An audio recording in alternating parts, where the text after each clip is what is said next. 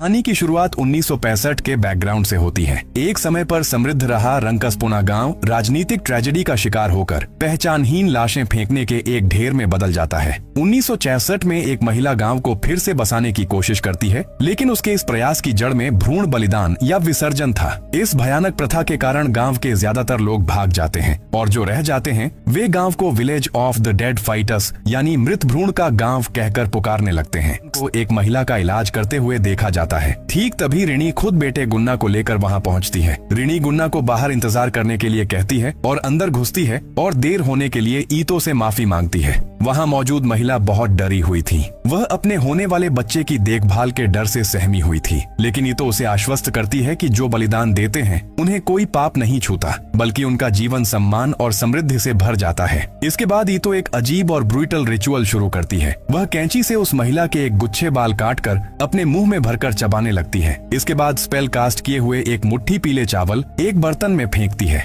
ईतो महिला की आंखें बंद करके मंत्र पढ़ना शुरू करती है तो महिला दर्द से छटपटाने लगती है। थोड़ी देर बाद ईतो बताती है कि काम खत्म हो गया है। असल में यहाँ ब्लैक मैजिक करके महिला का अबॉर्शन करवाया गया है। रिनी कमजोर पड़ चुकी उस महिला की मदद करके उसे बाहर ले जाती है। रिनी का बेटा गुन्ना उत्सुकता के कारण दरवाजे की दरार से कमरे के अंदर झांकता है। वह डर के साथ कमरे के अंदर एक डेमन को देखता है और अगले ही पल उस डेमन को कमरे से बाहर जाते हुए देखता है। दूसरी ओर कमरे के अंदर ईतो सद्यपातित भ्रूण को खा जाती है और ब्लैक मैजिक के असर से बिस्तर के खून के सारे धब्बे पल भर में गायब हो जाते हैं। कहानी का सीन चेंज होकर 2 दिन पीछे चला जाता है। विदा नाम की एक मॉडल फोटोशूट में व्यस्त थी। वह काफी असहज दिख रही थी, फिर भी फोटोग्राफर बागास के निर्देश पर वह हंसते हुए पोज देने की कोशिश कर रही थी। शूट खत्म होने पर नेसी नाम की एक सहकर्मी विदा के जन्मदिन से 2 दिन पहले ही केक लेकर आती है और उसे सरप्राइज देती है। नेसी खुशखबरी देती है कि 5 दिन बाद जकार्ता में एक बड़े डायरेक्टर के साथ विदा की मुलाकात होनी है जो उसे बड़ा स्टार बना सकती है। इस खबर से खुश होने के बजाय विदा रोने लगती है। वह अचानक बीमार महसूस करती है, बाथरूम में दौड़ती है और अपने पेट पर हाथ रखकर रोने लगती है,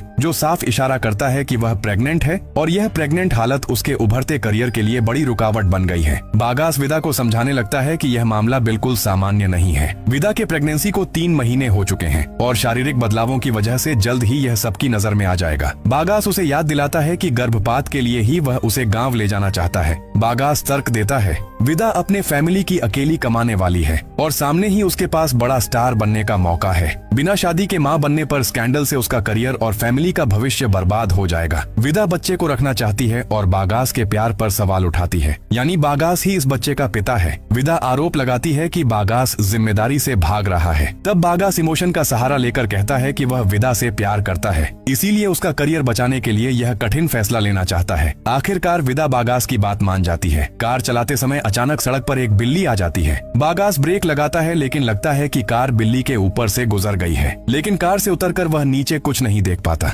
लेकिन हम देखते हैं कार के नीचे से धुएं जैसा एक आकृति बाहर निकल रही है और कार के ठीक पीछे एक डेमन खड़ा है। खैर, बागास फिर से कार में लौट आता है। अगले दिन विदा पेट में तेज दर्द महसूस करती है। वह घर में बच्चे के हंसने की आवाज और दौड़ने की आवाज सुनती है। अचानक फोन बज उठता है तो वह रिसीव करती है और पास से ही एक लड़की की आवाज में माँ कहकर चीख सुनाई देती है। ठीक तभी विदा की नींद टूट जाती है और वह पाती है कि वह असल में बस से बागास के साथ गांव जा रही है। सपना टूटने के बाद भी वह बस के अंदर कुछ पल के लिए उस लड़की को देखकर डर के मारे चिल्ला उठती है। बागास उसे पानी पिलाकर शांत करता है। बस ड्राइवर जब उन्हें उतार रहा था तो संदेह से बागास से पूछता है कि क्या वह श्योर है कि यहीं उतरेगा, लेकिन बागास कोई जवाब न देकर विदा को लेकर उतर जाता है। गांव के रास्ते पर चलते समय विदा अजीब आवाजें सुनती है, लेकिन बागास उसे हवा की आवाज कहकर टाल देता है। ओट से एक डेमन उन पर नजर रख रहा था। रास्ते में विदा कुछ हड्डियां लटकी हुई देखकर सहम जाती है। बागास समझाता है कि यह इस गांव की एक परंपरा है जो गांव छोड़कर जाने वाले युवकों के लिए निभाई जाती है। विदा को यह जगह और इसकी रीति रिवाज बहुत अजीब और हॉन्टेड लगने लगते हैं। बागास विदा को अपने गांव रंकसपुना के बारे में बताता है। वह बताता है कि 1960 के सूखे के समय यह गांव छोड़ दिया गया था। बागास जब छोटा था तब उसके पिता उन्हें छोड़कर चले गए थे, लेकिन वह अपनी मां की सेवा करने के लिए गांव में ही रह गया था। बागास की बात सुनकर विदा सहानुभूति जताती है। इसके बाद बागास विदा को जन्मदिन की शुभकामनाएं देकर एक गिफ्ट बॉक्स देता है जिसके अंदर एक अंगूठी थी। बागास विदा को अंगूठी पहना देता है और उसे प्यार का इजहार करता है। जब वे एक दूसरे के बहुत करीब आते हैं, अचानक एक आवाज से वे चौंक उठते हैं। विदा जानना चाहती है तो भी बागास आवाज को इम्पोर्टेंस न देते हुए यात्रा जारी रखने के लिए कहता है। बागास विदा को बताता है कि उसे एक खास रिचुअल में हिस्सा लेना होगा। विदा चिंतित होती है तो बागास उसे आश्वस्त करता है कि यह सिर्फ एक प्रथा है और इसमें कोई दर्द नहीं होगा। रास्ते पर चलते समय विदा एक लड़के को अपनी तरफ एकटक देखते हुए देखती है, लेकिन विदा देखते ही लड़का दौड़कर भाग जाता है। इसके बाद बागास की मुलाकात अंबर नाम के एक व्यक्ति से होती है, जिसे हमने सबसे पहले देखा था कि वह अपनी वाइफ का अबॉर्शन कराने के लिए शमन के पास लेकर आया था। बागास और अंबर बात करने के लिए थोड़ा दूर जाते हैं। उसी समय अंबर की वाइफ विदा से पूछती है, क्या तुम भी सैक्रिफाइस करने आई हो? महिला और साफ करके पूछती है कि क्या विदा बच्चा नष्ट करने आई है, क्योंकि उसने भी यही काम किया है और इसमें दर्द नहीं होता। इसके बाद वे एक घर के सामने पहुंचते हैं। बागास विदा को बाहर इंतजार करने के लिए कहता है। खिड़की से विदा उस लड़के को फिर से देखती है और डर जाती है, क्योंकि लड़का अपने मुंह के अंदर एक पूरा बॉल डालने की कोशिश कर रहा था। थोड़ी देर बाद लड़का गायब हो जाता है। इसके बाद रिनी दरवाजा खोलती है और लड़का यानी गुन्ना उसके पीछे से बाहर आता है। रिनी विदा को घर के अंदर ले जाती है और उसकी खातिरदारी करती है। बातों बातों में रिनी जानती है कि विदा और बागास की शादी नहीं हुई है और विदा पेशे से एक फोटो मॉडल है। रिनी कमेंट करती है कि बागास की मॉडल के प्रति पहले से ही कमजोरी है। रिनी यह भी बताती है कि रिचुअल कल होगा, इसलिए आज रात विदा को वहीं रुकना होगा। सीन कट होकर हम देखते हैं कि जाका नाम का एक आदमी कुएं से पानी निकाल रहा था, लेकिन पानी बहुत गंदा और बदबूदार था। अचानक बहुत तेज हवा चलने लगती है और घर के अंदर एक शैतान की प्रेजेंस महसूस होती है। जाका खिड़की से विदा को देखता है। दूसरी ओर विदा जब अपने कमरे में सोने जाती है, तब उसके रूम का दरवाजा अपने आप चरमराहट की आवाज के साथ खुल जाता है। विदा रिनी को आवाज देती है, लेकिन कोई जवाब नहीं मिलता।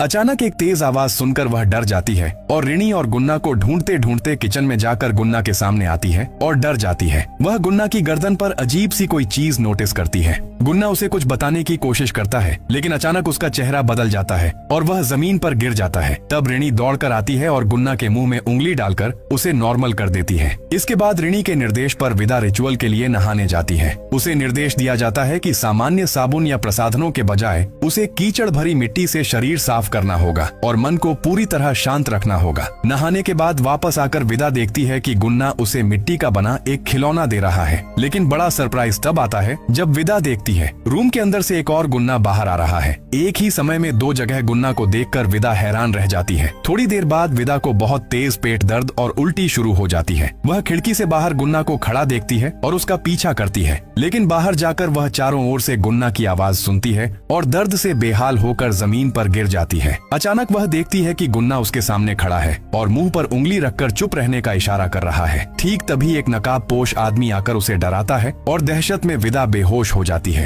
होश आने पर विदा गुन्ना को अपने सामने देखती है। गुन्ना इशारे से उसे चुप रहने के लिए कहता है और विदा समझ जाती है कि गुन्ना असल में गूंगा है। गुन्ना वहाँ से भाग जाता है और तब ईतो से विदा की मुलाकात होती है। ईतो उसे दिलासा देती है और अचानक पूछ बैठती है, तुम अबॉर्शन क्यों कराना चाहती हो? इसके बाद ईतो विदा को एक अजीब स्टैच्यू के पास ले जाती है और कहती है कि यह जन्म और मृत्यु का प्रतीक है। वह कहती है हर जन्म के साथ मृत्यु जुड़ी होती है और एक प्राण दूसरी प्राण की जगह लेता है। ईतो विदा के पेट पर हाथ रखकर बताती है कि आज दोपहर बाद मेन काम शुरू होगा और वह जाका को 3 महीने के रिचुअल का आदेश देती है। इधर रिनी और बागास के बीच बहस होती है। उनकी बातों से पता चलता है कि बागास शहर गया था ईतो के आदेश पर किसी को ढूंढ कर लाने के लिए, यानी बागास का काम शहर जाकर शिकार ढूंढना था। ठीक तभी विदा वहाँ आ जाती है तो रिनी जल्दी से गुन्ना को अंदर ले जाती है और बागास विदा से सच छिपाकर उसे शांत करने की कोशिश करता है। बाद में जाका रिनी को यकीन दिलाता है कि विदा ही वह लड़की है जिसे ईतो ढूंढ रही थी, इसलिए वह रिनी को 3 महीने के खास रिचुअल की तैयारी करने के लिए कहता है। दूसरी ओर विदा बागास को बताती है कि यह जगह उसे बहुत हॉन्टेड और असहज लग रही है, इसलिए वह यह रिचुअल नहीं करना चाहती, लेकिन बागास उसे झूठा आश्वासन देकर राजी कर लेता है और कहता है कि यह काम खत्म होते ही वे घर लौट जाएंगे। इसके बाद सीन कट होकर हम देखते हैं कि ईतो बागास को अपना वादा निभाने के लिए धन्यवाद देती है। हालांकि वह बागास को कड़ी चेतावनी देती है कि बागास के पिता ने जैसे उसके साथ विश्वासघात किया था, बागास वैसी गलती न करे। इसके बाद रिचुअल के हिस्से के तौर पर जाका एक मुर्गी की बलि देता है और दूसरी ओर बागास और ईतो को करीब आते हुए देखा जाता है। नेक्स्ट सीन में हम देखते हैं कि बागास रिनी को समझाता है कि वह जो कुछ भी कर रहा है वह उनके बीमार बच्चे गुन्ना की भलाई के लिए ही कर रहा है। वह दावा करता है कि आज ही गुन्ना ठीक हो जाएगा। तभी विदा यहाँ आ जाती है और उनकी सारी बातें सुन लेती है। वह सच समझ जाती है, रिनी असल में बागास की वाइफ है और गुन्ना उन्हीं का बच्चा है, यानी बागास ने उसके साथ प्यार का एक्टिंग किया है।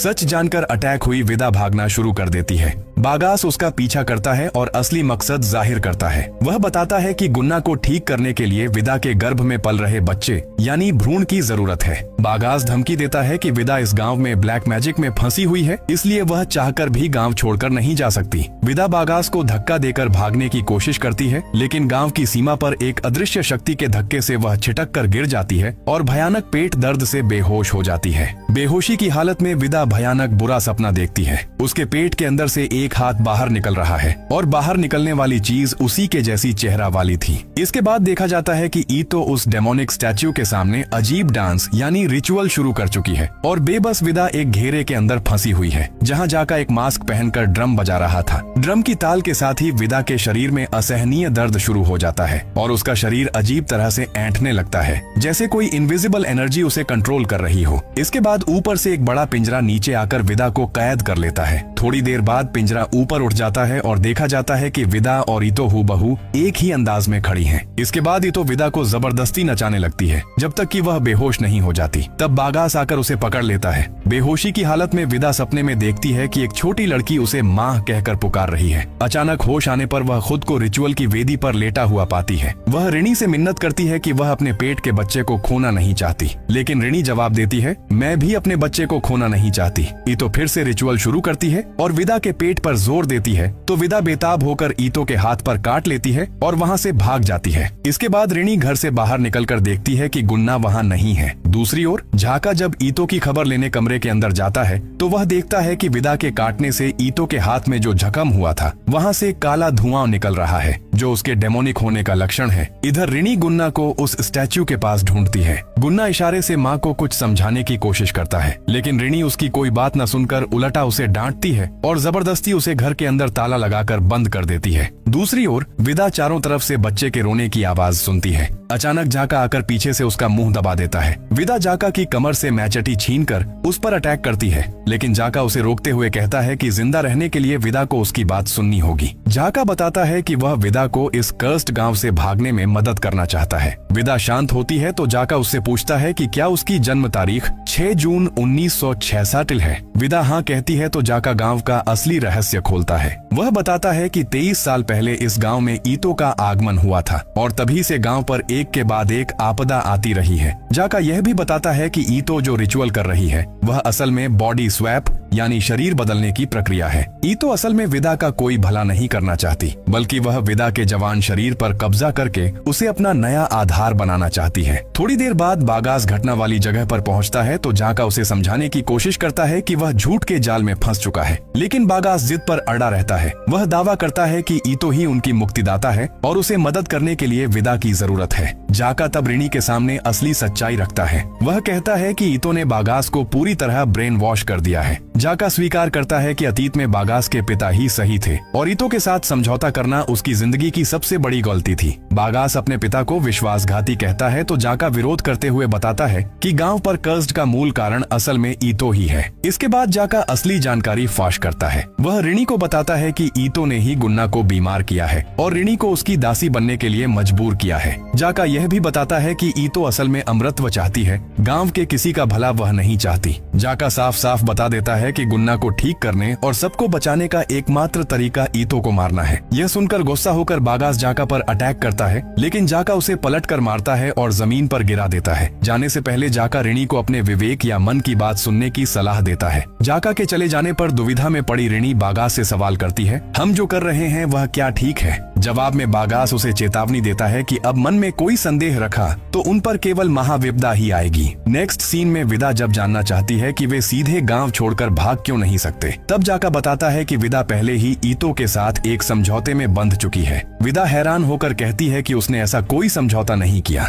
तब जाका समझाता है, बागास ने उसे जो अंगूठी दी थी और ऋणी के निर्देशानुसार उसने जो खास तरीके से स्नान किया था, वे काम ही उसके शरीर और आत्मा को ईतो के साथ बांध चुके हैं। तब गुस्साई हुई विदा जानना चाहती है कि ईतो को मारना कैसे संभव है। जाका कहता है कि जब रिचुअल चलेगा तभी तो सबसे कमजोर हालत में होगी, इसलिए यही उसे मारने का एकमात्र मौका है। इसके बाद जाका विदा के हाथ में एक जंगली सुअर का दांत थमा देता है और कहता है, इसी दांत से ईतो को मारना संभव है। दूसरी ओर बागास और रिनी ईतो के पास जाकर माफी मांगते हैं। ईतो कहती है कि जाका का मामला वह खुद देख लेगी और बागास को विदा को पकड़कर लाने का निर्देश देती है। दूसरी ओर जाका जब विदा को आखिरी एक जरूरी काम बताने जाता है, ठीक तभी ऊपर से अचानक एक भारी पिंजरा जाका पर गिरता है और वह घटना वाली जगह पर ही मर जाता है। इसके बाद बागास विदा को मारकर बेहोश कर देता है और उसे घर लाकर रिचुअल की वेदी पर कसकर बांध देता है। गुन्ना विदा की मदद करने की कोशिश करता है तो बागास उसे जोर से पकड़कर रखता है और उसकी आंखें बंद कर देता है। ईतो रिचुअल शुरू करने के समय उस जंगली सुअर का दांत ढूंढ लेती है। वह जाका